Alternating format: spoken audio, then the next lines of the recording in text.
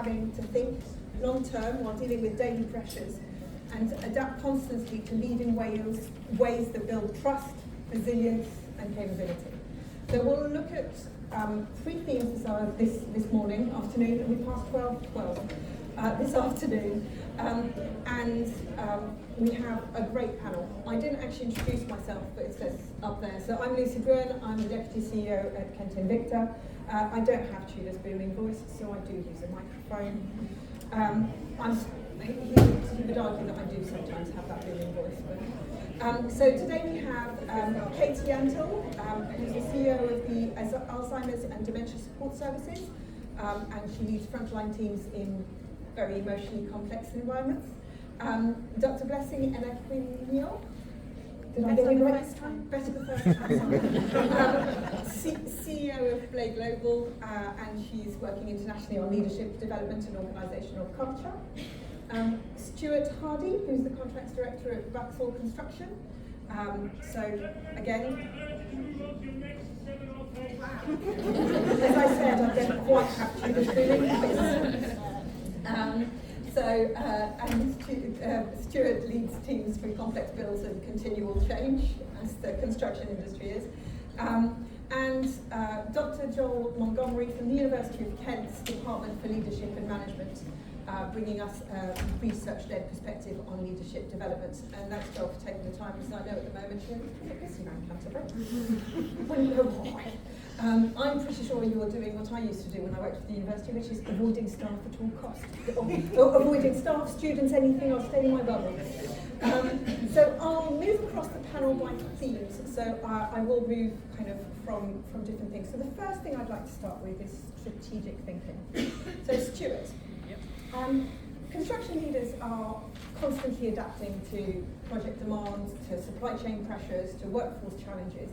What kind of leadership habits help you as a team to steer your organisation effectively through change while still thinking about a kind of strategic element? It is quite broad brush, as you'd expect. I think, in my day job I lead teams. Through complex projects, design and budgetary issues and all of those good things. But it starts way before that for me. I also wear another hat, which is learning development for our business, which I'm really passionate about. And the reason I opted to do that role is because I came through a route like everybody else, and someone needs to start from somewhere, which we heard a lot of this morning. And so I took also a governor role at Mid-Kent College because I wanted to make that connection between industry and skills and training and those that are just entering that world. So that makes the complete circle for me. Then the work experience, then the T levels, and then something else we came up with that, careers events are fantastic. There's a lot of passionate people. We heard them again this morning, working for various schools, FE and HE. But for us, we need to do more as an industry. So we came up with the Vauxhall Open Day. We open up our doors. All of the heads of all of the departments, of all ages, book a room out, and the students are invited to book 5-minute sessions with those individuals to understand their career pathway, understand how they get into that particular role, what their experiences were, the all-important salary question that you always get, and just educate those girls and the guys that are much needed skills in our industry. And I emphasise the girls because we just need more. They don't know the roles exist. Generally, unless they've got a family member that's in the construction industry, in the professional side of life, and we are missing a trick across the board, and so are those young people. So we came up with that. We do it every October, just after the new term starts, and it's up to the students to book those slots, come in. It's not for us to chase. They come in and they really enjoy it. It's not a recruitment drive. Yes, of course, we speak to them, we give them work experience, we talk about roles that we've got, but we're only one business. But it's about opening up their minds to what's out there in this brilliant industry that we work in. I think the whole piece around entry level, in students coming into our industry, people leaving school, they're a completely different horizon now, the students, than we're all used to. it's understanding what they are, what their drivers are, and that whole piece around communication probably sticks out most in any business. Worked in many national businesses that don't do communication very well. You get a very diluted version of events that are happening in your business, but real structured, meaningful communication, be it one-to-one, in teams, in businesses, is absolutely the way forward for us in leadership. Thank you. Sorry, I waffled a bit, but No, that's okay. I think leadership through finding the next generation, yeah, communicating well, and embedding it throughout the organisation, whatever the context is on a day-to-day basis, is definitely important. Katie, your context is very different in care, but just as prescient, how do you balance the demand of delivering what is essential services with the needs to lead compassionately and strategically in this emotion? I mean, it's emotionally complex, the environment that you work in. Absolutely. As a charity, we have to think about that all the time, and I know this is stating the obvious to many of you, but for us in the charity sector, our profit essentially is the impact we're having and the way that we're changing people's lives and making those lives better. So our people are everything to us, and the only way that we can deliver our purpose. And for us as a charity, around 90% of our expenditure is on our people. So the first thing that we really had to do is take a strategic approach to developing our people and bringing. We've been on a big growth trajectory over the last few years, so bringing in lots of new people, lots of new talent to our organisation, but making sure that we didn't ever dilute our culture, because to all have that shared mission and purpose. You know, I know every single one of my team. They care deeply about the lives of people affected by dementia, and some of them have personal experience, which can be even more impactful and complex.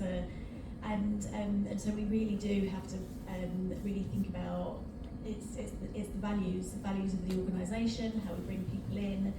I can pretty much guarantee that my lovely training manager over there, Beth, that can train somebody to do moving and handling, to fill out an assessment form, to do all of those things, but what I can't guarantee is that person is going to show the care and empathy that we as an organisation demand. So some of the things that we need to really think about is how we look after our team, and they look after others, so we have to look after them.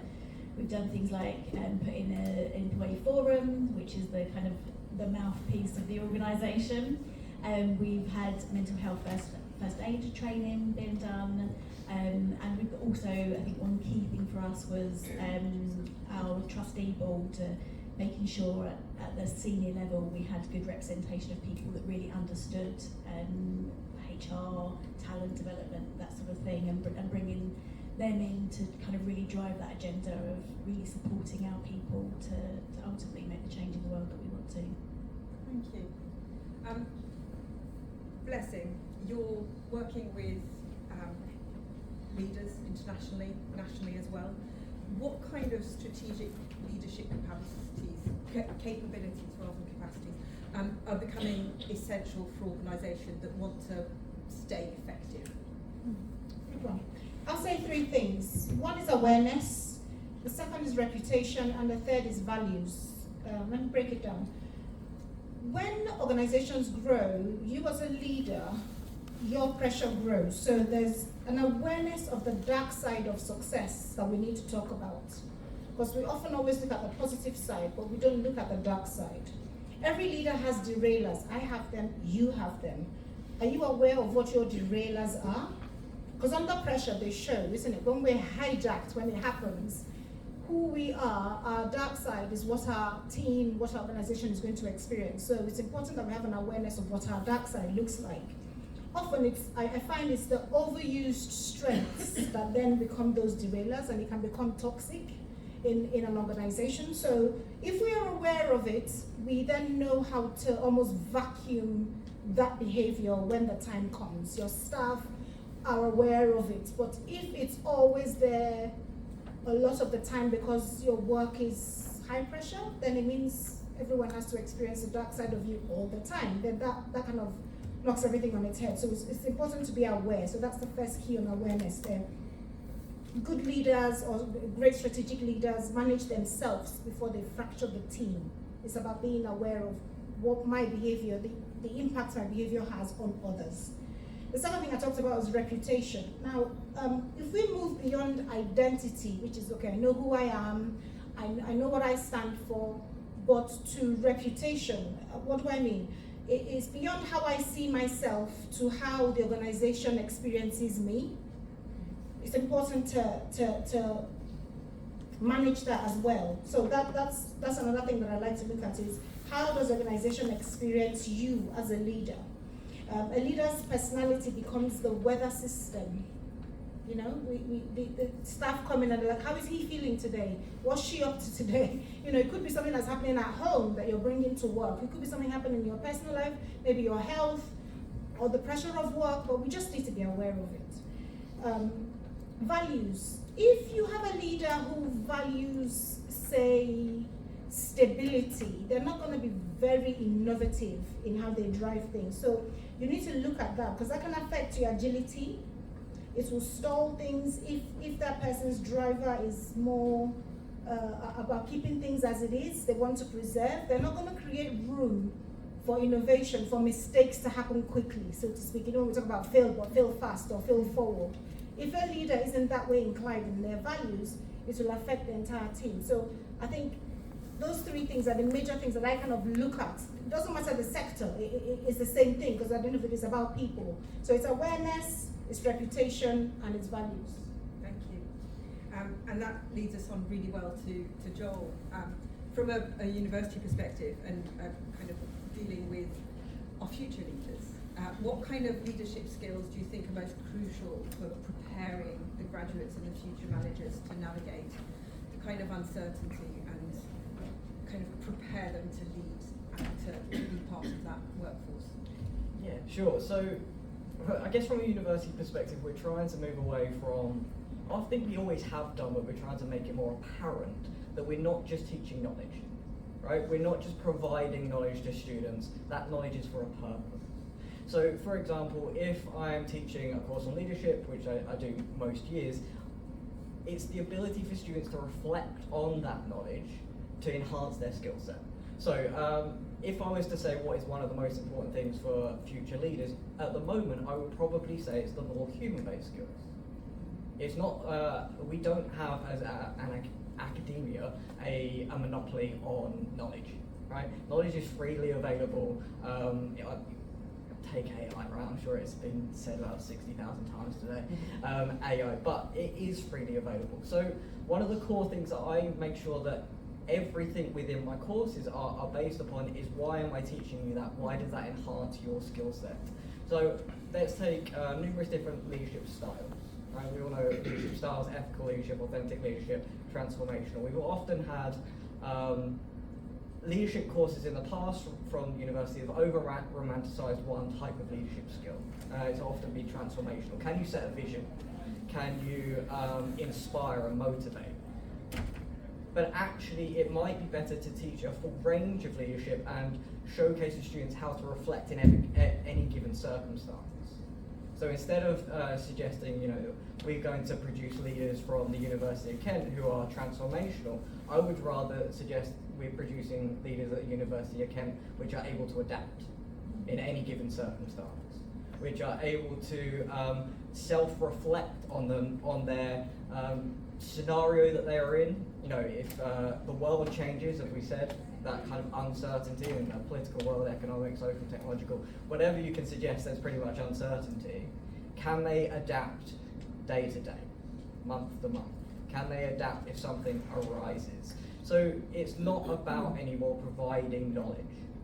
It's about allowing students to self-reflect and analyze a given situation. And I'll give you an example of how this already works. We are doing it, we're just not very good at articulating that we're doing it.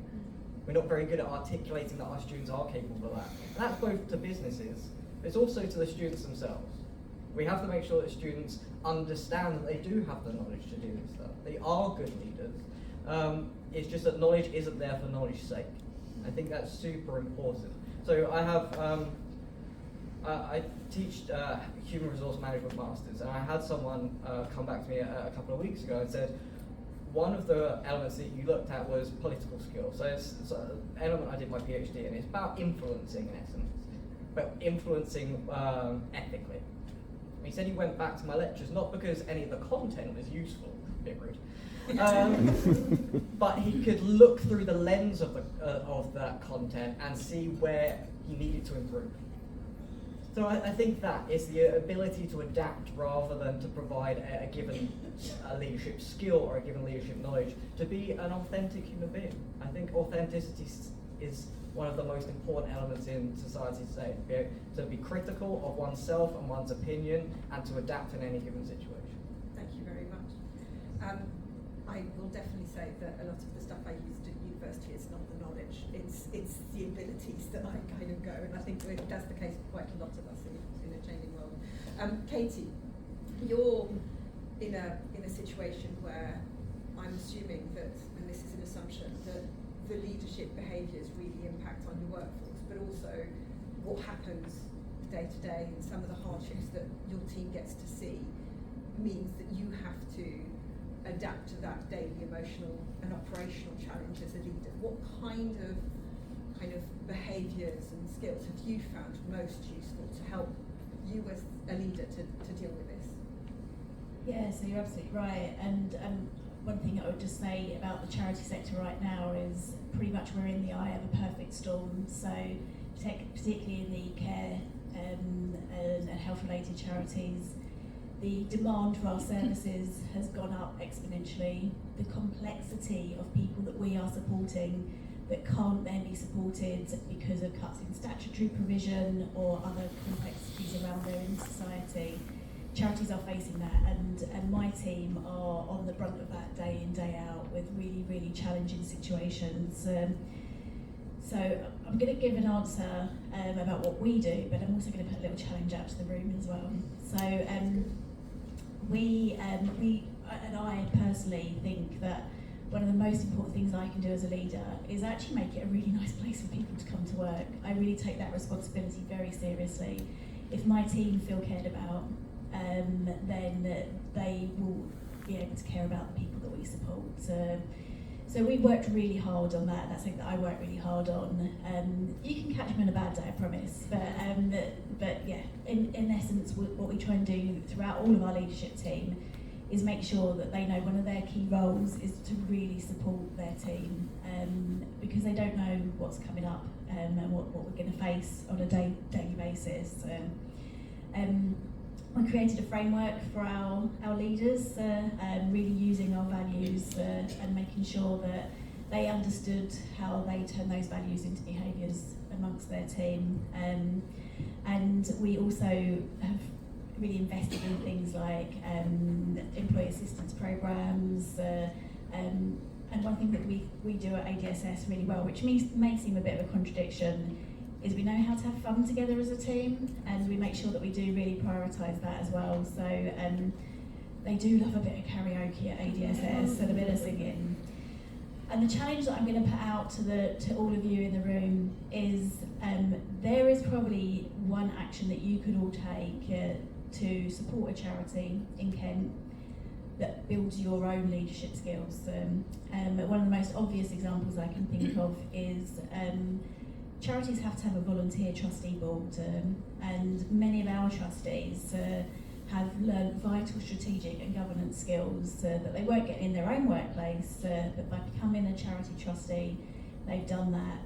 But we've also got lots of examples of where we've worked with corporate partners and their team have, again, come in and done a vital piece of volunteering for us, or learned vital skills and given themselves a real insight into the kind of more compassionate world that sometimes the charity sector is representing. Thank you. And I think it gives you leadership skills to be able to do things in other sectors. Definitely. Stuart, you have talked about how your leadership is kind of team has looked at communication and all of those kinds of things. Your sector is one where things are either really good, you know, we've got LTC, we've got this, we've got that, we're doing that, or suddenly there's nothing being built. You know, there are those kinds of really swing moments. So when your teams are kind of seeing that change, seeing that uncertainty, You've talked about communication, but is there anything else that you kind of feel that you can do as a leadership team and as a habit that makes a big difference to your teams and how they feel? Yeah, I think empowering individuals that work for us on a daily basis, giving them that level of resilience in their daily work life. So encouraging innovation, get involved in business transformation ideas right from grads through to senior members of their team. It helps them buy into the business. So when things are not as rosy as we'd like, they're part of the change. That helps with the efficiency. So it calms people down, it keeps people on the level in our experience. And then when things get good again, they've been part of that change and they buy into it quickly. And people find that really reassuring in our experience, and that's all part of the Baxter Academy that we have, and the ethos and the values that we touched on earlier. That's great, and I think seeing it across the organisation, so not just keeping the leadership, but actually getting the buy-in from everyone. We've probably got about 10 focus groups at any one time. It's a short, sharp meeting every month or every couple of months where they just focus on topics that help the business. We need to have an outcome, and they're part of it. Yeah. So it's getting them ready to be leaders and managers in their own right as well. Don't steal my thunder. I was just about to say, this gets us brilliantly to the last part that I wanted to do, which is how do we develop those future leaders? And I think you've really touched on it there.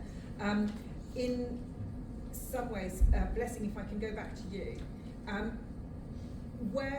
can businesses build that culture where, adaptive leadership that Joel talked about, how do you kind of find the right leadership for where you're at, the curiosity, the agility, the continuous learning, how can that become the norm rather than the exception? What do businesses need to be able to build that?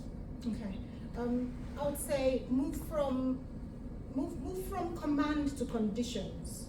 So what do I mean? For adaptive leadership to kind of be effective, as a leader, you need to shift yourself and bite your tongue from always providing the answer to creating the environment for your team to come up with the answer. So if there's a problem, don't be the first to jump into peacock and showcase yourself and you've got all the answers.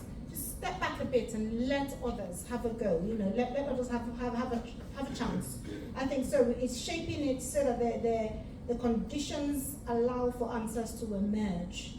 If every decision depends on the leader, the system is fragile. It's not agile.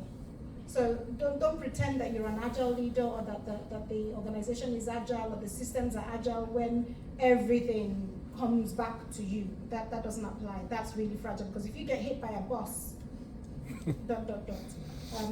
So I think the next thing I would say is, like I mentioned in the first panel, is creating that 15% margin for cognitive reflection. So if everyone's workload is maximized, where everyone is functioning at 100%, there's no room, there's no bandwidth for innovation, there's no room for anything. So again, I'll refer back to my pillars, which are the 5 W's. The work itself, the workload. If that workload is maxed out, there's no room for growth, there's no room for change. So restructure and bring it down, create that 10 to 15% margin, so the high performance then becomes structural, and there's a buffer for reflection. The last thing I'll say is, I know we've touched on psychological safety a little bit, but how about structural safety? Where the structure of the organization itself creates that safety, where the workflow is clear. Everyone knows what they're doing, knows how we're doing it, knows why we're doing it, and we can see the clear line of sight to the enterprise value. We can see the bottom line. There's a why there for us, so we know why we're doing it. It brings about confidence to experiment, to try, to fail, and to try again, and then to succeed. So I think if the structure is solid, the leadership becomes more naturally adaptive. So if we're going to be adaptive, we need to create space for it. It doesn't happen by chance. We need to build it into the structure. Thank you. I think, Stuart, you've alluded to how you've built it into the structure. But when you have kind of that innovation, how do you drive that innovation through your team to kind of create that vision for the leadership to be able to kind of maintain the high standards, but still be innovative, but still do the things according to the rules, but still, the list goes on? yeah, it's very broad brush, but I think from our experience, the Baxter Academy takes people from when they come in, entry level, and they're immediately they're there to help build the business, set the strategy, test and probe the board, share the leadership, which is absolutely imperative to the health of any business. One leader making all the decisions is incredibly unhealthy. And then it's about targeting all of the layers of the business and training them and getting them ready for the next level all of the time. So we've just started the Future Leaders Programme. You know, Joe, you touched on the academics. The academics are there and have a purpose to help you do your role in certain ways. But the leadership skills and the soft skills, they're the ones that we're targeting at the minute. You know, we're doing bite-sized CPDs within the business now, and one of the titles is time management. Because we've got so many people of a certain vintage like me that have got terrible time management, can't manage their diaries, you know, can't manage their action lists, bits and pieces, they double, triple part their diaries. We want to get in early, get these habits gotten rid of it in the first place. And the people that are delivering these bite-sized sessions of training are the future managers and leaders of our business, not us. So it's not me standing up there, you know, evangelistic, standing in front of everyone saying you must be better and turn up for meetings and allow more time in your diary for reflection and all of those things. Our managers, future leaders, are delivering those things. So it runs a thread all the way through the business up to leadership. And then we've got the future leaders that are the level below where we are now, boards, who are not doing more academics, not doing more uni courses, which all have their places. This is pure leadership, innovation, being able to talk to people and think about the next step before the next step happens, so that the next Iranian issue that comes along, we're ready, and it isn't just me standing there. I don't know that we'll ever be ready for anything like Ready the as we Iranian can be. issue, but at the same time as ready as you can be. Yeah, it's interesting because I think the future leaders are built on the opportunities that the current leaders are giving them. Always. And that's exactly what you said. You know, you give that, and I think that's really important. So if I look back at my journey, it's all the opportunities that I had. Stuart's given you a bit of an in-joel in terms of higher education and kind of industry better collaborating to develop those leaders with that kind of critical thinking, that adaptability, and all of those things. Can you touch a little bit on some of the kind of things that you do to mix that? Yeah, absolutely. And this is something that we're running at the moment, Rebecca, in the audience, are running at the business school, because it does feel like often at times we are speaking we're speaking a different language about exactly the same thing. So for example, you talked about kind of time management, we can talk about communication, we can talk about all of these leadership skills which are essential.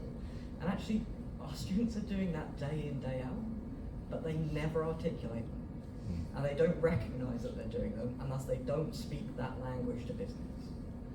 We almost speak two different languages. I was thinking as I was sitting in the other panels and our conversation now, we are talking about the same thing, different terminologies.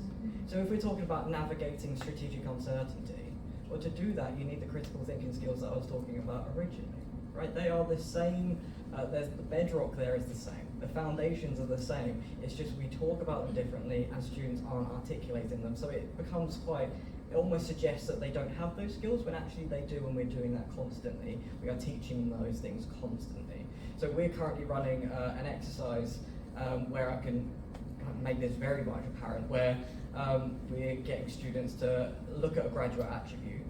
Let's go with something easy like communication. Right? And these are third stage 3, so they've had 3 years where they've been doing group presentations, they've been doing group projects where they've had adversity, they've had to, there's been sickness in their group, they've had to reach out to businesses, they've had to do all these amazing things, but they never talk about them in their recruitment, in interviews, etc., because it's just university. But actually all of those things are leadership skills, all of those things that they can build upon when they're in a business, but they don't want to talk about them because we're talking a different language. We've just gone through a brand new regeneration project where we've modernised all of our education, where we're trying to make this more apparent. So in every assessment, we are showcasing students not just why you're assessing that knowledge, okay, I'll come back to this around being the same ideas, but also what that assessment is helping you to do. Is it helping your communication? Is it helping your time management? Is it helping your wider leadership angles, which we know are going to be essential? It's about speaking a language which is very difficult to navigate, and maybe we as university providers need to be better at ensuring that we are speaking a language that business speaks, and articulating that to our students, not just giving them a grade on a piece of paper. Because that's not as useful as saying, here's your grade, you've done amazing, but you need to do better at X, Y, Z, right? At your communication, at your time management, at whatever it is. University is not, there's a horrible perception, I'm not going to get too political, but by some government individuals that, you know, university isn't worth it. But that doesn't understand the underlying skills that are developed. And as university providers, we have to do our job to speak to business, to make sure we're speaking the same language, but also ensuring that our students are going into your environments, your businesses, with the ability to articulate with confidence the skills that they have gained in an intensive 3-year program, which is no easy feat. And I totally agree. I mean, I come from a university background, so it kind of, I totally agree, and I think it's good. But I think it also applies to, and I could see Stuart nodding, it also applies to our staff. Parts of leadership is doing exactly what you're doing with your students, which is to say, well, that was great, that was a great project, and look, this is the skill that you've also developed that's going to help you to build with it. Because the number of staff on every level that can't articulate their skills, whereas you know as the person who works with them every day that they have it, and that's really important. I'm going to kind of close for the questions with just a question to Katie.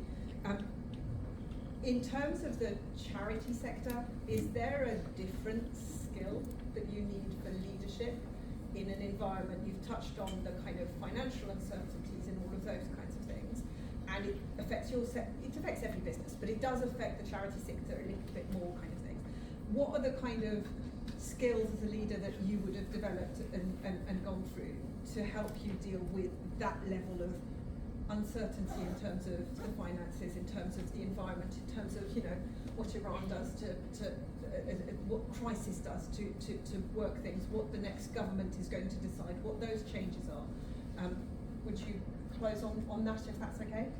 So yeah, I mean, I think one thing I'm really passionate about is the skills that are needed in the charity sector, or the skills that are needed in the health and social care sector are exactly the same as every other business.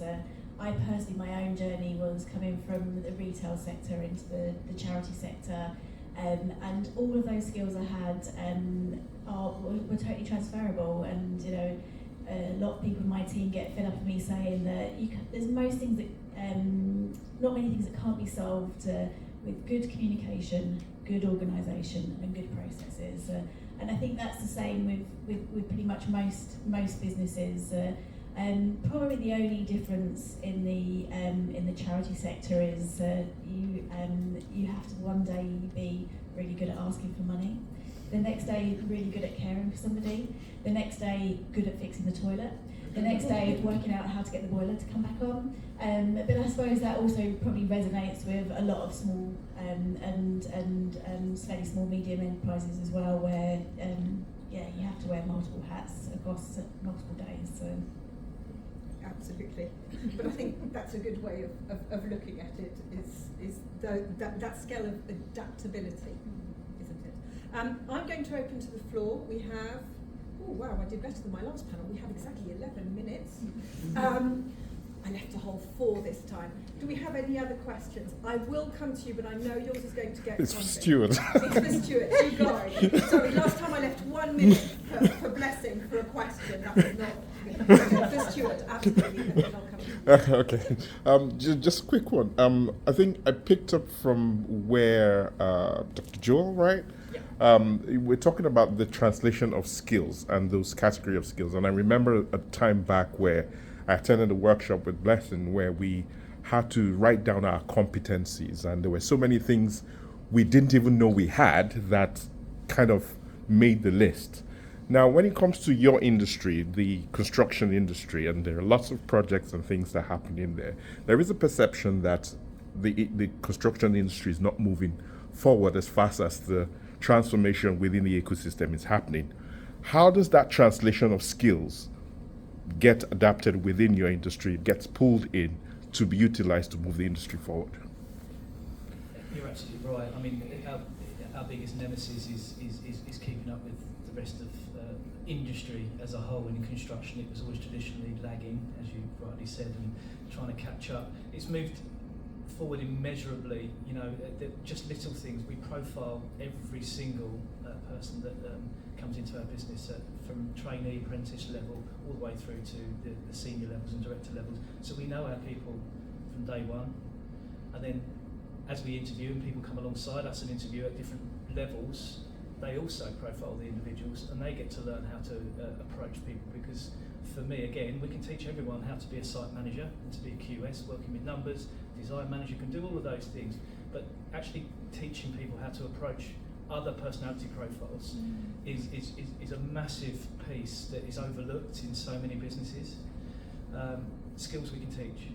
People are the biggest challenge for us. It's a good challenge, but it's a challenge nonetheless. I'm not sure if that answered the question wholly. I'd argue that people's skills is an important one, still part of skills, but it's definitely one that we've overlooked for knowledge skills. Yeah. Quite a lot. You had a question? Yeah, I think it's predominantly for Katie. We work in social care. The majority of the workforce are hands-on support, but there's a potential group of leaders there. We struggle with succession planning because you're either a support worker or a manager, and there's a gap in between. Do you have any tips on maintaining motivation and retention for those people who want to aspire to be leaders, but I'm not leaving soon, I'm not creating a space for someone to step into, and the things that you can do to motivate people to stay and wait for those opportunities to come up, or even create opportunities that don't cost a huge amount of money? Yeah, so I mean, our journey has been slightly different in that we have grown. So we were able to create some opportunities, but I have my little crew over there, and I think it's fair to say that pretty much most of the leaders in our organisation, including myself, have started at a lower level in our organisation and developed through, and that's something that we're really, really passionate about. But you're absolutely right. You know, if you're a care-related business, and part of our work is domiciliary care for people with dementia, it's really difficult because you need those people on the front line as much as you do need them in the leadership team. So we find opportunities to talent spot and to spot what people are good at. We found people in the care team that actually really love the facilities management part, and our office manager was once on our care team. So I think, it's finding creative opportunities for people to really shine and show what they're good at.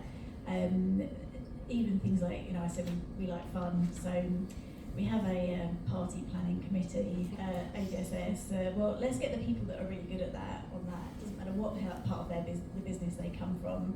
Let's get people that just love organising things, and especially organising a good party. We had to work really hard actually on our retention recently as we grew, and so it was the main thing, I think, was trying to create a bit of a strengths-based culture, getting our leaders coaching people, and really giving people the opportunity to shine.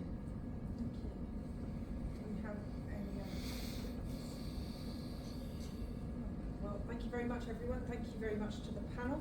So if you could kind of join me in kind of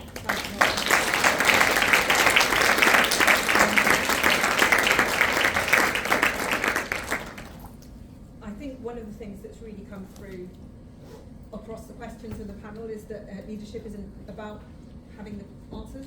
It's about being able to ask the questions and lean on the teams that you have and really kind of bring people together, creating space to think. I think Blessing made a really good case for that. Adapting with kind of intention, but also bringing all of the teams and all of the people with you through all the changes that are invariably happening around us and in our organisations. So I'm going to let you go. I think lunch is next, and then I will see you this afternoon for the plenary.